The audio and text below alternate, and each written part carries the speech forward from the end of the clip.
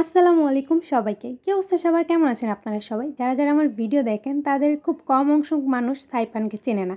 সাইফান হচ্ছে আমার একমাত্র ভাইয়ের একমাত্র ছেলে। তো সাইফান আজকে পুডিং খেতে চেয়েছে। কারণ ফেসবুকে ঢুকলেই শুধু পুডিং আর কেকের ছবি। অনেক বিক্রেতারা হচ্ছে ভাইরাল হয়ে যাচ্ছে এই পুডিং আর কেক বিক্রি করে। এই ভাইরালের যুগে সবাই শুধু ভাইরালই হতে চায়। আজকে দেখলাম একজন লাখ টাকার গাড়িতে করে বিরিয়ানিও বিক্রি করছে। কি একটা যুগ এসে পড়ছে, মানুষ ভাইরাল হওয়ার জন্য উঠে পড়ে লাগছে। ভাই ভালো কিছু করো, এই কেক আর পুডিংই যদি সারাদিন রাত বিক্রি করতে থাকো, অন্য কাজ করবা কখন? আরও তো অনেক কিছু আছে ভালো কাজ করার জন্য। যাই হোক, তো আমারও মনটা চাইলো যে একটু সারাদিনে পুডিং আর কেক দেখতে দেখতে এখন খাইতে ইচ্ছা করতেছে আমার আর আমার ভাতিজার। তো যেই ভাবা সেই কাজ, দৌড়ে চুলার পাড়ে চলে গেলাম। তো দেখতেই পাচ্ছেন কিভাবে আমি পুডিংটা বানাচ্ছি। পুরো ডিটেলস না বলি, কারণ ইউটিউব থেকে দেখে শিখেছি। তো আপনারা যদি চান পুডিং বানানো শিখবেন, তাহলে অবশ্যই দৌড় দিবেন পুডিং বানানো শেখার জন্য ইউটিউবে। আমি ইউটিউব থেকেই শিখেছি। প্রথমে হচ্ছে 3টা ডিম ভেঙে নিয়েছি, তারপর হাফ কেজি দুধ জাল দিয়ে কমায়া 1 কাপ করছি।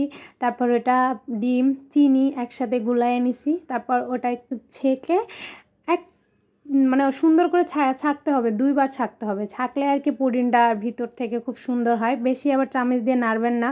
এই যে বাবলস হয়ে যাচ্ছে, এই বাবলসগুলো যত কম হবে ততই ভালো।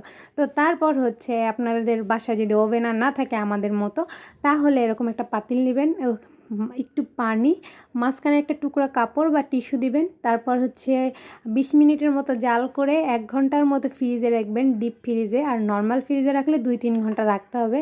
তারপর পুডিং যখন রেডি হয়ে যাবে, আপনারা সাইড দিয়ে এরকম চাকু দিয়ে ঘুরিয়ে নেবেন। তারপর একটা প্লেটের সাহায্যে উল্টা করে নেবেন। মনে অনেক সাহস নিয়ে আমি এটা উল্টাচ্ছি, কারণ না হলে ডিমও শেষ, চিনিও শেষ, দুধও শেষ। তো যাই হোক, যেমন তেমন হোক হয়েছে। তাও চিনি, উপরে চিনিটা যে গরম করে নিচ্ছিলাম ওইটা একটু পোড়া পোড়া হয়েছে, কিন্তু সুন্দর হয়েছে। ভাইরাল কেক যারা বানায় তাদের দেখলাম এরকম ছুরি দিয়ে কাটে, তো আমিও কাটছি। পাশ থেকে আমার ভাতিজা হ্যাপি বার্থডে টু ইউ বলছে। কাটাকাটি শেষ করে আমার ভাতিজাকে দিব। ও কি বলে, কেমন হয়েছে সেটা ওর কাছ থেকে আপনারা এখন শুনে নেবেন।